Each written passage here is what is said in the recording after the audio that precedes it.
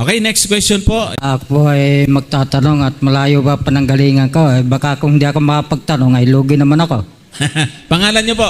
Levi Di Masuayo na kaya Past Church. Okay. Ang tanong ko po ay ganito. Konsila ako sa Mateo 24:24. May nakalagay doon na ang hinirang ng Diyos ay pwede pa madaya. Ang tanong ko ron ay, yun bang hinirang na yun ay may tatak na ng Diyos? At bakit may posibilidad pa ito madaya ng mga bulaang Kristo? Paano ang paliwanag nyo doon? Oh, magandang tanong to, Brother Gomer.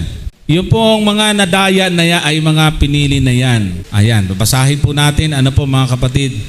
Ganito po yung ang nakasulat sa talata, sapagkat may magsisilitaw na mga bulaang Kristo at mga bulaang propeta at mga papakita ng mga dakilang tanda at mga kababalaghan. Ano pat ililigaw kung maaari pati ang mga hinirang. So yung tanong, itong mga hinirang na maaari pang mailigaw, may tatak ba ng Diyos? Oh, very good question, di ba mga kapatid? Magagaling magtanong pala itong mga taga Cavite. Malaman. So ganito po, kailan ho ba natin natatanggap yung tatak, mga kapatid? Meron pong sinabi si Apostol Pablo dito po sa Efeso 1:13. Ito po yung nasabi. Yan, nasa kanya kayo rin naman pagkarinig ng aral ng katotohanan ng Ebanghelyo ng inyong kaligtasan, na sa kanya rin naman mula nang kayo'y magsisampalataya ay kayo'y tinatakan ng Espiritu Santo na ipinangako. So, kapag ka nakarinig ng Ebanghelyo, kumikilos yung banal na Espiritu, sa oras na yan, ang sabi ay tinatatakan tayo ng Espiritu. Kaya nga nagpapabautismo yung isang tao kasi kinikilos o gumagawa ang Espiritu sa kanyang buhay. Ngayon, meron na pala. Sa Bible mga kapatid, ay para hindi natin ma-misinterpret, ay meron pong pagtatatak sa huling araw. Ano po? At ito pong pagtatatak sa huling araw ay tatanggapin ito ng mga sumasampalataya na nauna nang natatakan at nabautismuhan sa pagitan ng Espiritu. Yung pong pagtatatak po doon sa Revelation ay seal of protection po yon sa mangyayari na kabagabagan. Meron na po silang tatak ng Holy Spirit, pero bibigyan sila ng protection bago ibuhos yung 7 last plagues. At doon po ang tatanggap ng protection ay ito po mga kapatid, yung mga tao na na-maintain yung kanila pong pagiging tunay na Kristiyano. Kasi po yung pagtatatak at pagkatanggap po ng tatak nito, kung titingnan po natin, ay magpapatuloy po ito. Mayroon akong gustong basahin po dito. Sa ikalawang Timoteo 2:19. So, tingnan natin. Gayon may ang matibay na pinagsasaligan ng Diyos ay nananatili na may tatak nito. Nakikilala ng Panginoon ang mga kanya at lumalayo sa kalikuan ang bawat isa na sumasambitla ng pangalan ng Panginoon. So yung pong tinatakan, nakarinig ng pababilitan ng Ebanghelyo, ay magkakaroon ng pagbabago sa kanyang buhay. Ano pong sabi po dyan? Ang buhay niya ay lumalayo na sa kalikuan. Bagaman ang isang tao nakatanggap ng pabalita, ginaid ng Holy Spirit, pero nadala siya sa tukso, hindi niya nalubos ang kanyang pagbabago, hindi na niya namuhay siya na hindi naman lumalayo sa kalikuan, ay hindi po siya makakatanggap ng tatak ng proteksyon ng Diyos sa huling araw. Yun po ang ibig pong sabihin ng pagtatatak sa Apokalipsis. Kaya yung pong mananampalataya, kaya po sila ay elect or hinirang, nakatanggap po yung gabay yun. Kaya lang, kailangan hindi ho sila madaig ng sanglibutan. Pero pang sinasabi po sa atin sa Korinto yung tatak ay hanggang malubos sa araw ng pagkatubos. Ibig sabihin, magpapatuloy po dapat yan. Ipamumuhay po natin yon. Huwag natin pipighatin yung Holy Spirit na nagtatak sa atin. Ibig sabihin, yung buhay natin mababago. Then, makakatanggap ng protection, seal of protection sa huling araw. So, yun po yung aking masasagot doon. Alam ko mayroong additional si Brother Gomer. Bago ko dagdagan mga kapatid, pakilagay nga sa English yung talata na yun, Brother Erwin, yung Mateo 24:24. Sabi po sa English, "For there shall arise false Christs and false prophets, and show great signs and wonders, in so much," ayan, "if it were possible, they shall deceive the very elect." Ayan. So, ang ginamit po dyan ay, if it were possible. So, ang ibig sabihin nito mga kapatid, ang implication ng talata na ito, ay ganito po katindi yung mga miracles, yung mga signs and wonders na makikita natin sa huling araw na ito. Na ang ibig sabihin, dahil doon sa tindi ng mga signs and wonders na yon, ang comparison noon mga kapatid ay kahit yung mga elect ay maaaring madaya pa. So ang ibig sabihin, ipinapakita lamang dito ng ating Panginoon gaano katinding mga milagro ang ating makikita pagdating ng huling araw mga kapatid. Kaya nga, kailangan po nating i-ready yung ating sarili na wag po tayong padadaya doon sa milagro. Ang sabi dito sa ating Bible commentary, is DA Bible commentary po ito mga kapatid.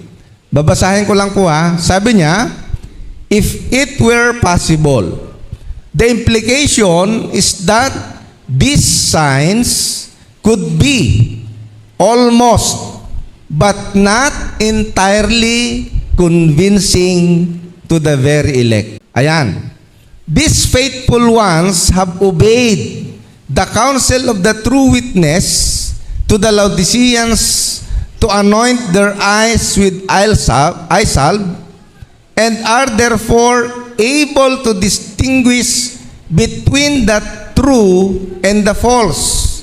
The form of the sentence in the Greek implies that it is actually impossible for Satan to deceive those who love and serve God with sincerity.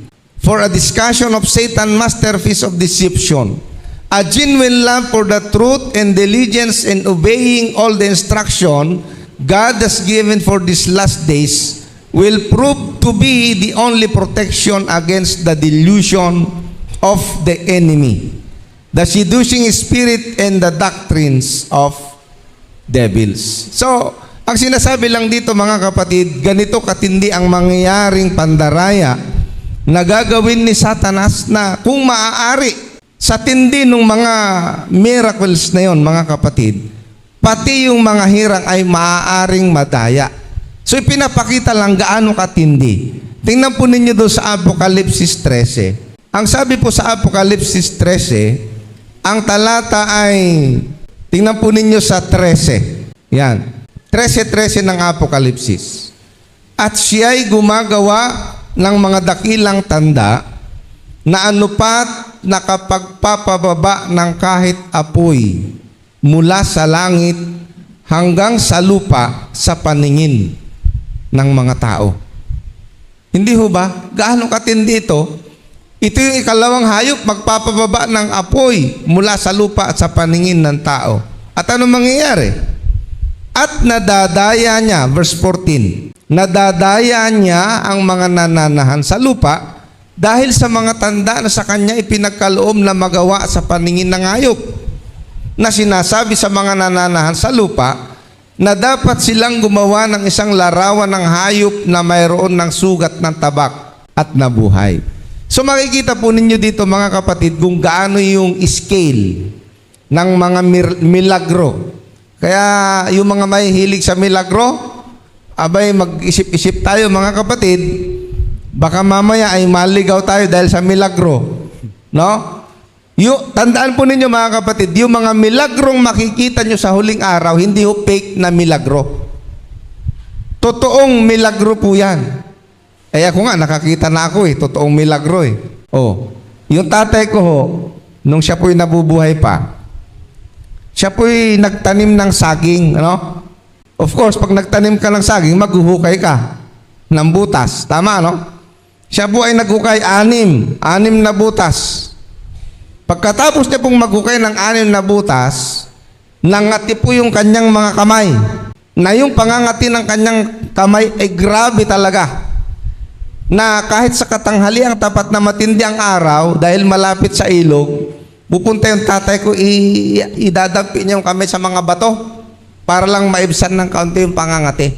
Ngayon, dahil ang tatay ko ay meron namang pananampalataya, pumunta sa doktor. Binigyan ng mga cream. Yung mga pangpahit sa pangangati, mga kapatid. Ay talagang hindi ho natatanggal yung pangangati. Matindi ho yung pangangati. Ngayon, sabi ng tsuhin ko, ay Manong, subukan mo kayang pumunta doon sa isang manggagamot dyan sa bayan. Magaling daw yun. Albularyo. Albularyo. Ay dahil siguro ay hindi na kaya nung father ko yung kate. Ay nagpunta nga. Oh, pagpasok doon sa albularyo, kwento-kwento muna sila. Kwento-kwento, mahaba ng kwentuhan. Maya-maya, sabi nung tatay ko, ay ang totoo niyan, may sadya ako Abay sabi nung manggagamot, ay ano sadya mo pare, yung kamay mong nangangati? Alam ka ng albularyo. Yan bang kamay mong nangangati? Ay madali lang yan. Ikaw ay naghukay ng mga butas, yung pang-6 na butas, mayroon kang tinanggal na bato. Pag uwi mo doon, ibalik mo lang yung bato. Mawawala na yan. Nahulaan pa. So nung umuwi ang tatay ko, hindi niya lang maalala kung ilang butas yung ginawa. Abay pag binilang 6 nga, at yung pang-6, mayroon nga siyang batong tinanggal. Eh, hindi niya nabinang pala. Hindi niya alam kung aning. Oh, ibinalik niya yung bato. Yun, wala na yung pangangati, mga kapatid. Sige nga. Oh, ito ang sinasabi sa Biblia, mga kapatid. Great signs and wonders. Na kung maaari, pag nakita po natin, pwede tayong madaya. Pero dahil sa habag ng Diyos, dahil sa salita ng Diyos na ating pinapag-aralan, ano sabi sa 14:12? Narito ang pagtsatsaga ng mga banal. Ang ibig sabihin, kahit na anong pandaraya ang gawin ni Satanas, kung tayo ay settled. Kaya ang sabi ni Mrs. White, walang makakapagtagumpay maliban doon sa talagang founded sa salita ng Diyos, mga kapatid. Amen. Ang ibig sabihin, kung hindi tayo founded ngayon sa salita ng Diyos, pag nag-iisa ka na lang at puro kadiliman na ang nakikita mo, baka ito na yung sinasabi na pwede kang madaya. Pero kung tayo po ay founded sa salita ng Diyos, alam po natin na ito yung ating gabay. Ano man ang mangyari, alam natin kung kalooban ng Diyos ang isang bagay o hindi. So yun po yung sinasabi sa Apokalipsis 14:12 na ang mga banal ay magtsatsaga.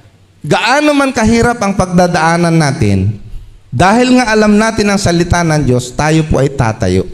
Narito ang pagtsatsaga ng mga banal ng mga nagsisitupad ng utos ng Diyos at ng pananampalataya kay Jesus. Yun. Okay.